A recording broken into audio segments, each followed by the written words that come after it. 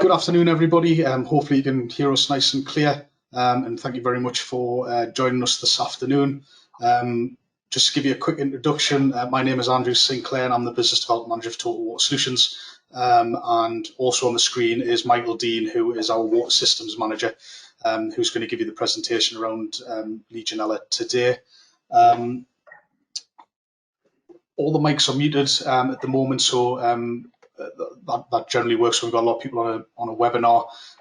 There is the function, if you look on, it's probably the right-hand side of your screen, there'll be a drop-down box at the bottom of that. There's a questions box in there where you can type in your questions, and what we'll do is we'll get Michael to answer them at the end, just to try and keep the continuity and the flow of the presentation. So I'm going to hand you over to Michael now, and Michael's going to take you through the presentation. Thank you. Good afternoon, everybody. Welcome to our webinar. So basically, we've been having quite a series of questions over the last few weeks due to the COVID-19 pandemic. And we thought it'd be nice to put a few slides together today just as a kind of refresher of where we are. We kind of just give you a bit of general advice as to kind of how things are panning out. So you're all sitting comfortably, and I shall begin. So we're going to talk today about lockdown. So we're all about preventing future health issues. So the contents of today's presentation is the current risk. We're going to go into the legislative framework. What should we be doing now, and how will we? Okay. So let's go. So the current risk, here. So basically what is clear now that we've basically sorted out the definition of terms from the beginning. So we have little used outlets. We refer to little used outlets quite a lot through this presentation. Now the definition is quite clear. A definition of a little used outlet is any outlet that is not being used within a week. And if it's in a healthcare establishment, that's twice per week in healthcare, okay? So I think that through, every single outlet in all your buildings should be used basically once a week, a minimum. Any less than that, and it becomes a little used outlet. So I'll just be clear on that from the start. So why is that of concern? Well, the main issue there is stagnation. We're all familiar with biofilms. Biofilms will form in pipes and fittings when they're not being used. The mantra for good water hygiene is keep your hots hot, your colds cold, and keep it flowing, okay? So if the water's not flowing, you can get biofilms formed. Now, biofilms are particularly nasty because you get Pseudomonas growing on the inside of pipes, inside of water fittings, and inside the biofilms, the Pseudomonas biofilms, you're going to get Legionella that are growing. And that's a perfect place for them to habitat for them to live in their little microclimate. And any future disinfections that we do will struggle to get past these biofilms. So it's really very important to stop these or prevent these from growing. At the moment, warmer weather makes problems particularly worse. Buildings potentially could also be brought back into use at short notice. So a little bit about that later on. And less usage means increased chance of control measures out of kilter, and nobody will be around to report it. Before the lockdown, people were in buildings a lot. So if we did get cold water that was running hot water running cold, people would report it and make an issue of it. At the moment, because those kind of people are not in place, then things could go wrong. And also, as we're finding out, the reduced opportunities to get remedial works done as contractors have been furloughed. We're struggling at the moment with contractors because even if we can get contractors in place and our own staff in place, then any travel is restricted. Certainly with overnight stays are restricted. And even when you get to site, it's very difficult if you need emergency parts to get hold of them because of lots of trades. It's closed down as well. So at the moment, it's a real big issue. So just a bit of research on the Chinese research has shown that those recovering from coronavirus and for some months after have a significantly elevated risk from secondary infections. Legionella is one of those. Something that's quite an interesting fact. And also, if you contract Legionella disease, you're actually at greater risk of dying from that than if you contract COVID-19. Currently, Legionella death rates between 9 and 12%. So if you catch Legionella disease, you're certainly at a high risk of dying from it than you are from COVID-19. It's not to say that coronavirus isn't a horrible thing, of course. And also as well, the numbers of susceptible individuals that use our water systems has and will continue to rise. At the moment, it's about 170,000 people which are positive for COVID-19. So effectively, they will become susceptible individuals, which adds to the risk of those using the water systems. Okay, so we're going to talk briefly about the legislative refresher. Again, as we said from the beginning of the presentation, the immediate demands of pandemics has taken the attention off water hygiene. I think that's a fair statement to make. I've been in discussions from the beginning of the pandemic with the Health and Safety Executive and the Legionella Control Association, and they've been quite clear there will be no dispensations from the Health and Safety Work Act 1974 due to the pandemic. So basically, anybody who has a kind of jurisdiction over buildings, or responsibility over buildings, it won't be a disclaimer to say, well, sorry, there's COVID pandemic on, it won't wash, I'm afraid. So we all have to be very, very clear that the rules still apply. So we have to be on the top of our game. So with that in mind, then there's some really good sources of information out there. The L8 ACOP, of course, is available, and it's still very relevant. HSG 274 Part 2, again, really useful. I like it because there's quite lots of nice diagrams and pictures and tables in there. It's very informative, and the special sections on mothballing and commissioning. Remember, those two documents are downloadable from the hse.gov.uk, free download. So please, if you haven't got them already, please do. Another series of documents which I found particularly useful are from the ESGLI. So that's the European Study Group for Legionella Infections. There's various documentations on there, all in PDFs, again, free downloads, covering various sectors from healthcare to dentistry to general use buildings, and give some good practical advice on disinfections and mothballing as well, very useful documentations. Websites, really good stuff out there. The LCA, pretty hot on the press. The Legionella Control Association, they'll formulate some good information on there and post it on the website pretty quick. Health and Safety Executive, of course, as you'd expect. Department of Education produced some really interesting documentation last week, which was we've referred to quite extensively. So that's good documentation. And as you'd expect, Total Water, yeah, we've got CWS website. We've got some really good information on there. So some infographics and really good stuff on there. So yeah, refer to our Total Water Solutions website. Hopefully you like that. And webinars. Webinars are a good source of information. I hope you're enjoying this one and finding it useful. But make the most of them. There's plenty on. I've seen quite a few recently. So yeah, keep in touch and basically use all the resources you can. And if in doubt, ask questions.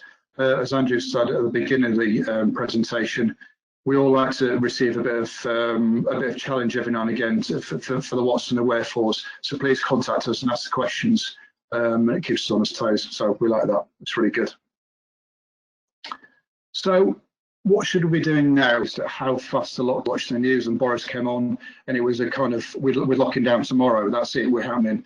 Now I think we all knew it was on the horizon, but I think we're all surprised at how fast it actually took hold and we were straight into lockdown. So that posed quite a few questions, okay? So the first question is, what should you be doing now? So our advice to all our clients and everybody out there is basically gauge your building use, okay? So as I've already said, we have many different clients from some of them you might have domestic blocks where you have the kind of housebound there, but the communal areas are all shut down, okay? So that would be a partly used building. We get some areas like museums, libraries completely closed down, so that there's nobody going there at all. Or we have some which, as you'd expect from in the hospitals and the healthcare, some are still fully used. We've got a real gamut across from some totally not used to completely used. So there's a real difference there. So be aware of that with all your stock. A big area of concern is voids in domestic environments. It's sad but true, but unfortunately some of the older population are no longer with us, which leaves the properties behind as voids, okay? Also there might be in hospital. So again, these are some things to be wary of and be aware of. And as we said from the start, is they should be flushed, okay? So be aware of your voids and make sure you talk to people. If you have a water hygiene contractor in place, make sure you're talking to those so that they can get in and flush them appropriately and accordingly. It's also a good time now to get into the practice of updating your water hygiene, your Legionella risk assessment, do it accordingly, okay? So if you've got changes in building use that we just highlighted, make sure that's reflected in your risk assessment. It should be updated. It shouldn't be a document that just sits on the shelf and is dusted off later on. It should be used and referred to all the time. If your buildings are not being used, then you can simulate use by flushing. Now, it's important to do flushing correctly. If you're unsure about how to do this, there is the guidelines in HSG 274 Part 2. There's quite a big section on there about how to flush. And it's important to do that to not waste valuable water. So the whole point of flushing it correctly is to flush the outlet so it becomes the same temperature as your supplying asset. So if you're flushing a down service from a storage tank, for instance, then flush it until it reaches the temperature of the storage tank, time it and put it in your flushing log. The whole point of that is so you're not wasting valuable water. We do have concerns that if all of industry and everybody goes out once the lockdown is kind of put to an end, then there could be kind of quite excessive demands on the water infrastructure all at the same time, which isn't going to be good for anybody. One thing we always remind people as well, it probably wouldn't be on your flushing logs, but just to make sure that you flush the toilets, okay? WCs are really important to keep flushing because you've got an area of bed leg or a stagnation to the actual WC itself, which is an area of bacterial or source of bacterial growth. And also, there have been problems in the past with viruses. Actually, if traps do dry up, that can become a real problem because you get all sorts of problems coming back from your traps. So that's something to think about as well. Another thing to think about as well with building use is if you believe the building is going to be out of action and decommissioned for more than a month at a time, then it's a really good idea to turn off your calorifiers and your hot water heat sources. Remember what I said at the beginning of the presentation, the mantra for water hygiene is keep your hots hot and your colds cold. So how does that mean? How does that reflect on this statement?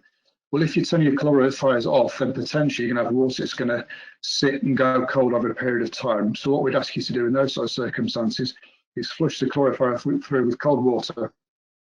So basically that takes from hots to colds relatively quickly, and that will stop the proliferation of bacteria, which is what we're all about.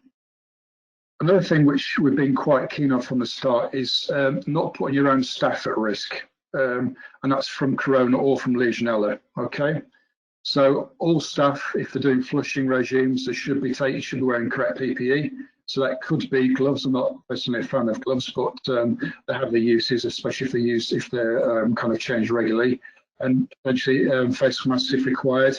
Again, you change regularly, but certainly always keep your distance, your social distancing measures in place, and regular hand washing is crucial. Regarding risk from Legionella bacteria, as always, minimise aerosols. So if staff or people are flushing showers, for instance, they remove the shower head to minimise aerosols. Or if they are fixed head showers, then potentially you could put it's as easy as putting a shopping bag over the shower head yourself and cutting off the corner, and that will just reduce all the aerosols coming into the atmosphere and potentially put you and your staff at risk. That'll stop that. So that's a really good little idea, top tip. We talk about sampling quite a lot with industry, and it's one thing that's is kind of a bit misused. It can be an idea of just for sales for some people, which is a bit unethical. So the whole point of a sampling regime is to use it as a validation for your flushing regime. Sampling will never ever get rid of bacteria. That's what the flushing does. But the whole point of the sampling is to give you a good idea about bacterial numbers within your system, and that will give you an idea whether your flushing regime is working or not. We're not particularly fans of TVC samples, total viable counts, but certainly I think Legionella counts do really have their place. So that's something you could certainly organise and get done relatively easily. So you could do sampling now to do your flushing regimes to make sure they're actually working. All this sort of practical advice is great, but as the phrase goes, if you don't stand your name against it, you've not done it. So it's always important to document your flushing in your logbook. We mentioned the Total Water Solutions website before. If you have a look on there, there are some free resources to download as well, and one of those is a flushing log, which you might find of use. So please go on there and help yourself. Michael, just to interrupt there as well, what the delegates should be able to see is on that the strip down the right hand side, there's a one with handouts. What we've done is we've attached the flushing infographic on there, as well as some flushing guidance which comes with a log, so you can all download it from there, and then you've got it straight away. But it is on the website should you wish to go back and have a look. Thanks. Thank you for that, Andrew.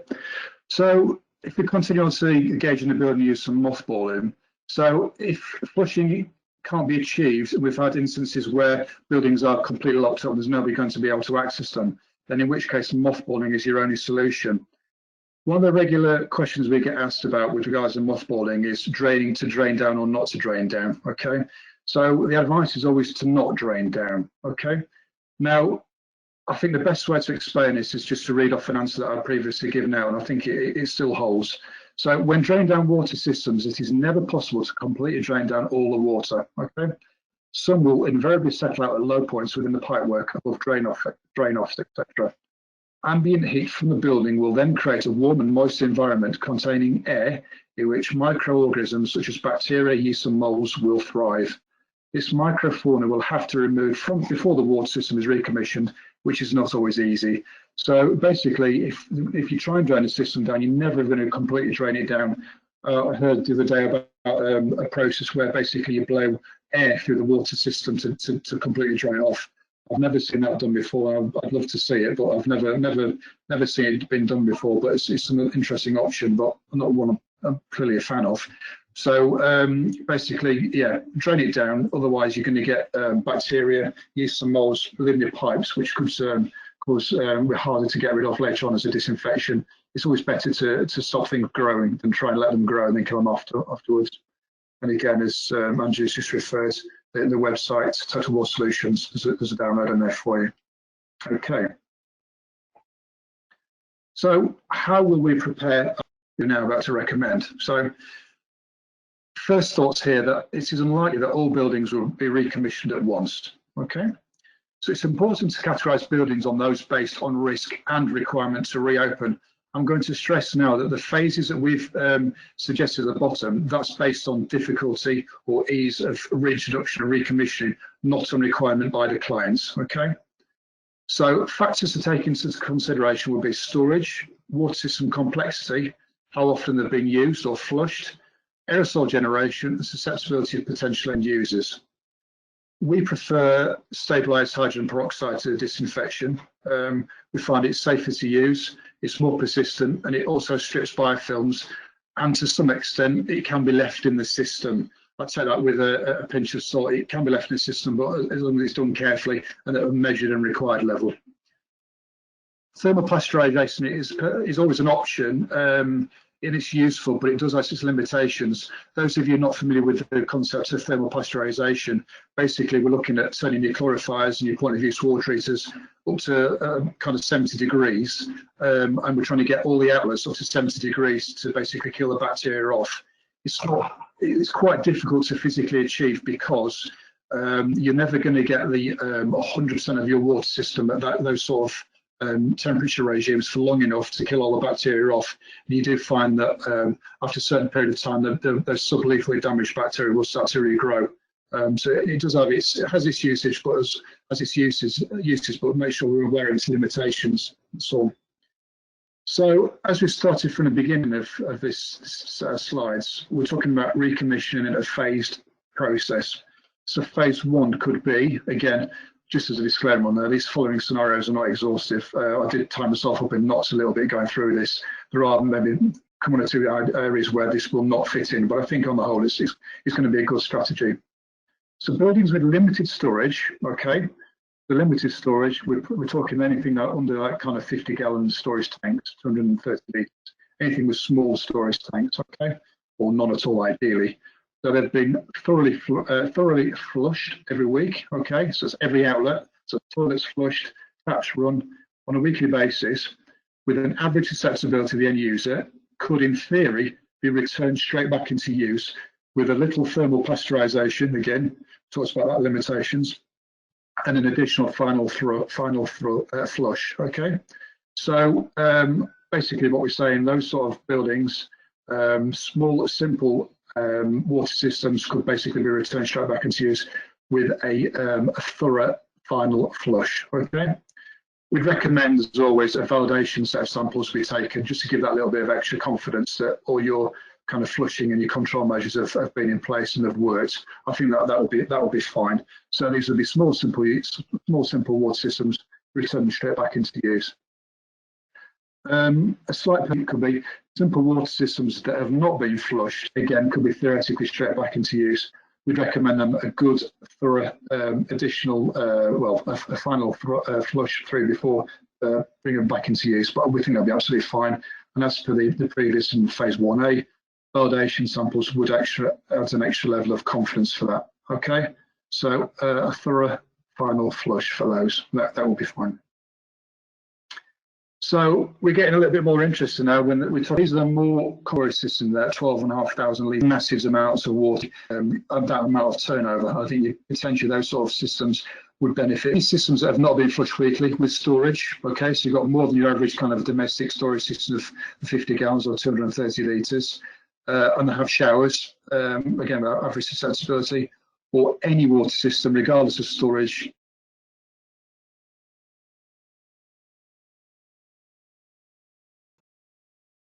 So remember the shower use.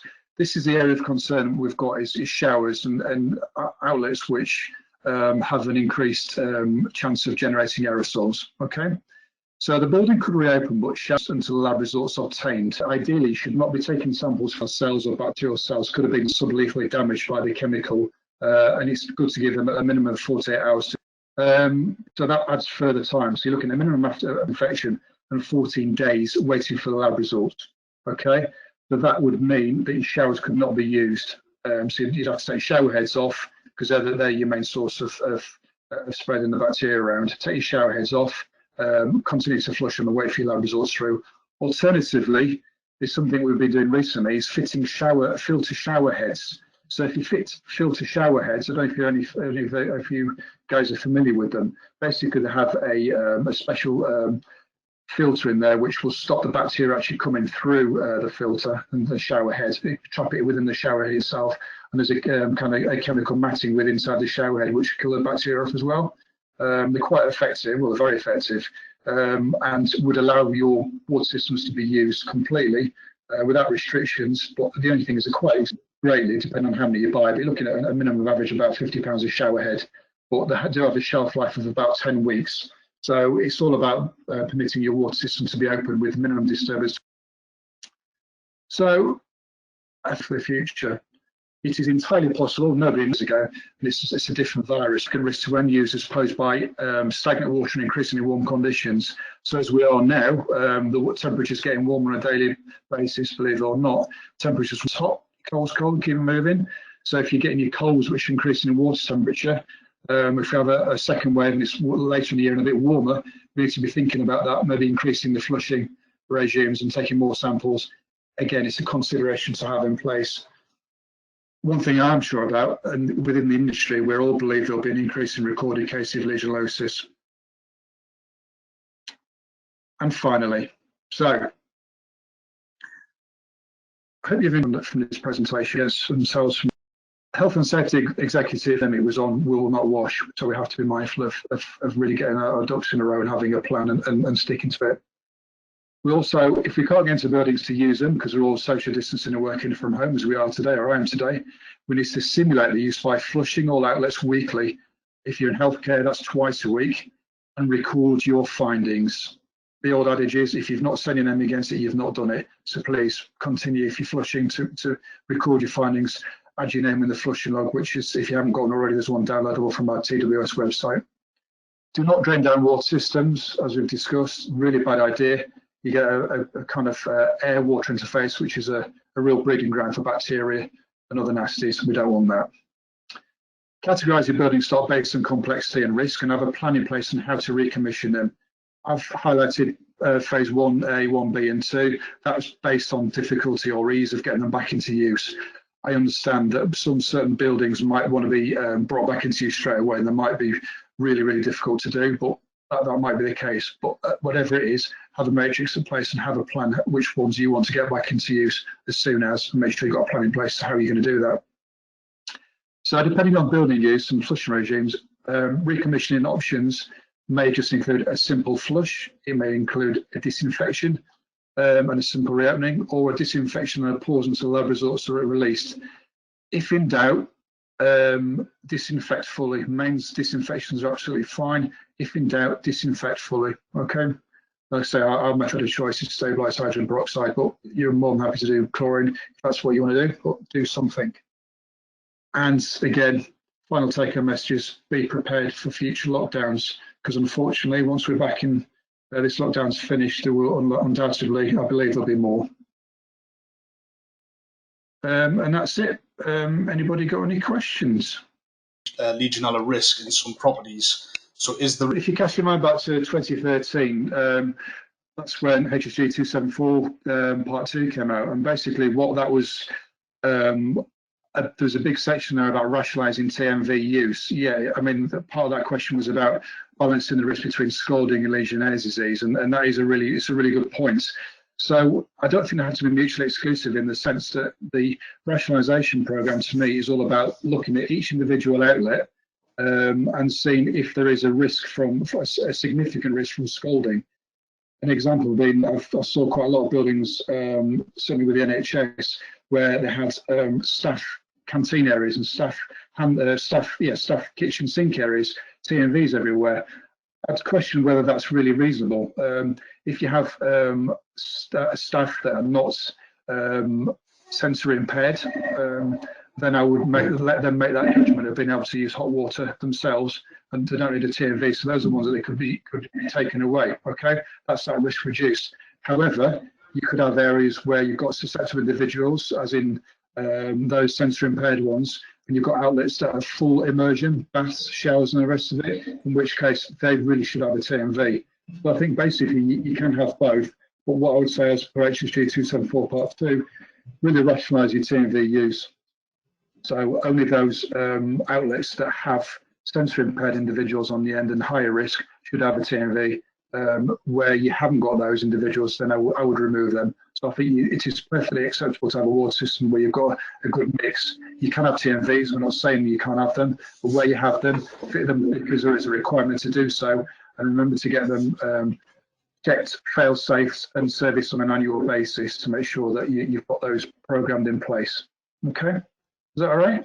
Thank you very much, Michael. The next one is, we have a number of communal areas in our warden controlled facilities. How should we look after the closed off sections?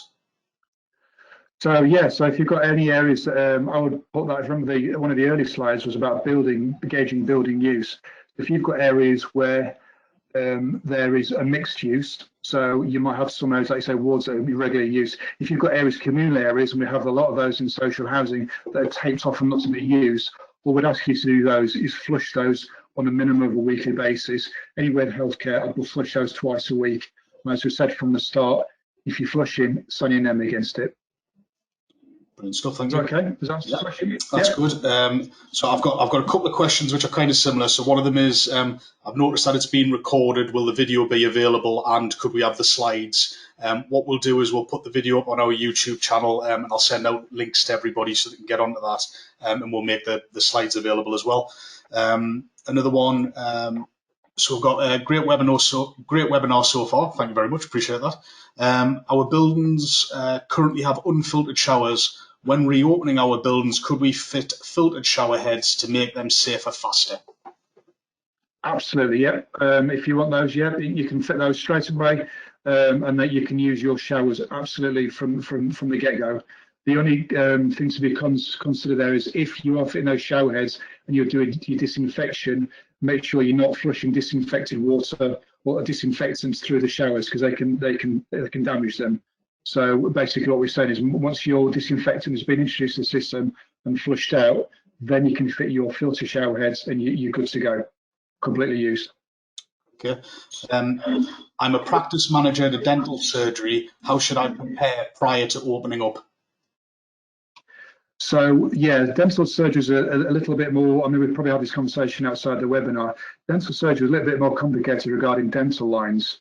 I know if you've got dental lines that have been stagnant for some time, there's a real question mark whether those can be basically disinfected and brought back into use. A lot of those dental lines just have to be replaced because of your chance of bacterial growing within the pipework itself. So we'd recommend those are completely discarded and new ones fitted in and disinfected and then used.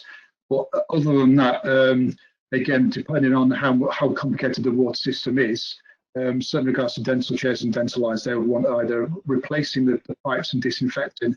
The rest of the water system, I imagine, would be relatively simple. So flushing out I imagine would be more than capable of dealing with that. And then a set of samples as well. If in doubt, we could help you out with looking at your risk assessment, see what that says, and potentially take more samples and disinfection. It depends on the complexity of the system, really. But your main area of concern with dental stuff is your lines near your chair. But like I say, replace them. Is that okay? That's brilliant. Yep. So I've got one here which is, I manage a gym complex. Should I be doing anything with the pool area?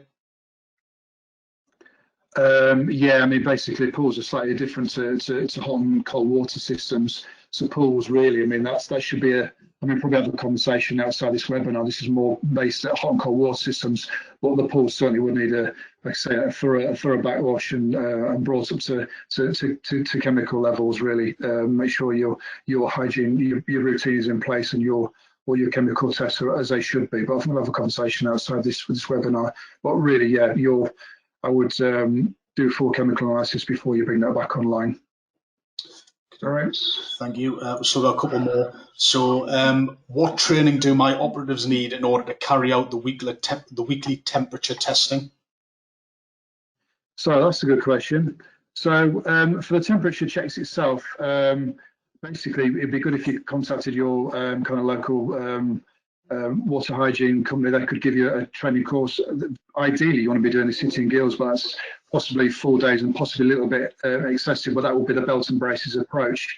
Certainly a good training course provided by your local water hygiene contractor would be ideal. I think that would be the best place to start, really. Just the whole thing's about competence. I don't think it's really fair to start putting people out, taking temperatures and the reasons why without any training as to the reasons why. So I certainly think a minimum of training course supplied by your local water hygiene contractor would be a good place to start for that. Okay, maybe that's something we can look at for another webinar, Michael. Yeah, I think that would be better, yeah. Could do something like that. The next one I've got here is, our buildings have kitchens, kettles, coffee machines, sinks, dishwashers, etc. What are the areas of risk here? Very minimal, in the sense that those particular outlets that you discussed there are really not means of generating aerosols and the rest of it. So the very little, as soon as washing machines are a very limited risk from the actual fittings themselves, because they don't generate any aerosols. So in that respect, you're absolutely fine. Kettles and the rest of it, just give them the rinse out before they're used. But certainly washing machines, dishwashers, absolutely fine. Just get them, just start using them straight away. Disinfect and wash might not be a good move. A rinse, wash before might not be a bad idea. Certainly for kettles, give them a good swill out, that'll be good. But again, as we said from the start, all your systems should be given a good thorough flush before they're brought back into use. We've got another one here as well, which is, if we are closed in the future, should our condensing towers be dumped before shutdown? Yeah, I would suggest so. Yeah, I mean, again, this is not really for this particular session, but cooling towers, yeah, they do definitely need. I would suggest so. Yes. Okay, thank you. And then I think that's probably the last question, unless there's people furiously typing away while we're talking. But somebody's put up on here, who cut your hair? Yes, thank you very much. Brilliant. Yeah, thank you. Unfortunately, it's a corona cut. We're all guilty of those at the moment. Well, I'm not, but never mind. We've got a final one here as well, sorry, which just says AC. So I imagine we're talking about air conditioning units and what would we need to do in those? So yeah, basically comfort cooling, just a disinfectant run, really. Basically, just to bring them up to speed, give them a good clean out. Really, there's not a lot you can do with those closed systems, really. So it's not a major risk, but yeah, give them a hygienic kind of clean, really, before brought back into use. Okay, excellent. I think that's all the questions. Just give it another second in case anybody comes back with the last one. I don't think we have, so I think that's probably bringing us to an end. Just to kind of reiterate that on that little panel down the right-hand side of your screen, if you click on handouts, there's those 2 handouts that you can download direct from this webinar. If you're looking for any further information from us, if you just go to the homepage of Total Water Solutions, there's a README for our COVID response. If you click on that, that's where we're putting a lot of links in. So we're going to update that over the next couple of days with the European group that Michael mentioned in there. And there's a couple of links to some of the LCA documents that I put out as well, just to try and keep everything in one simple thing. Oh, sorry, we've got a couple of questions that are literally, all right, there's questions coming through again, Michael, sorry. When you say keep the hot hot and the cold cold, I have turned off the boiler we have. Should it be turned back on? No, that's fine. So as I've said, so basically what we're saying is if you believe the buildings are going to be out of use for more than a month, which we've said have been now, it's absolutely fine to turn all that off. That's absolutely fine. So yeah, I've got no issues with that. But when we're talking about temperatures, cold is anything ideally under 20 degrees, and hot should be sort of over 60 degrees, reaching the outlets over 50 degrees within a minute. So just a bit of guidance on temperatures there. Yeah, sorry, the same person's also asked, am I still weekly flushing as well as part of that? Absolutely, yeah, absolutely, yeah. Yeah. And then we've just had one other comment, which is just kind of thank you very much, and would be interested in the temperature webinar as discussed. So it looks like we best get our thinking caps on to get something sorted out fairly quickly.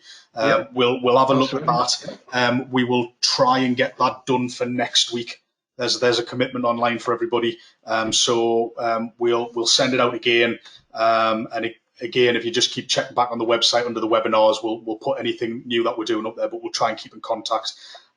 After this as well, you might get a short questionnaire. It's 3 questions. It'd be really helpful for us if you wouldn't mind filling them in. And then, again, further information on the website. We understand as well that people might not be comfortable asking a question in an open environment like this, and that's absolutely fine. We're really here to help. Our teams are there to help you. So if you've got questions, please do just call us. Telephone number is 0800 028 3557 and option 3. You'll then get an option north or south, and then you'll be able to speak to our team direct. But please do use us as a resource. As Michael said, it's not like we're sitting here twiddling our thumbs, but we certainly have the time to answer questions. We want to keep everybody as safe as we possibly can. Oh, sorry, I think I've got it. No, there's more questions coming through. Sorry, Michael, just bear with us. All right. Right, so do NWG do the BMSDC weekly checks? I'm not 100% sure what that is. I don't know. BMS is building management system, so we do monthly checks for temperature compliance on clarifiers and stuff in plant rooms. I don't know if that's answered the question. Not 100% certain. No. You can always get in contact with us direct through the telephone or email, and we can get that answered for you. So somebody's come back with great show, guys. Thank you both. His hair is great. So there you go, Michael. There's some validation for you. To answer your question before, my 16-year-old daughter actually today, my wife started my haircut off and struggled with a little bit, scalped me a little bit. So my 16-year-old finished it off with a set of clippers. So yeah, it's been a real family affair from there for my haircut. Well, thank you for the feedback. Yeah, absolutely. I'm still considering break. No, I'm not going to break social distancing law because you're 300 miles away to get mine cut, but I'm going to need to do something with it fairly soon. Again, everybody, thank you very much for joining us today. Thanks for the engagement and the questions. That's what it was designed for. Again, if you've got any more questions, do just contact the team, and we will try and set up that webinar for next week with a bit of training on flushing. Okay. Thanks very much, everybody, and stay safe.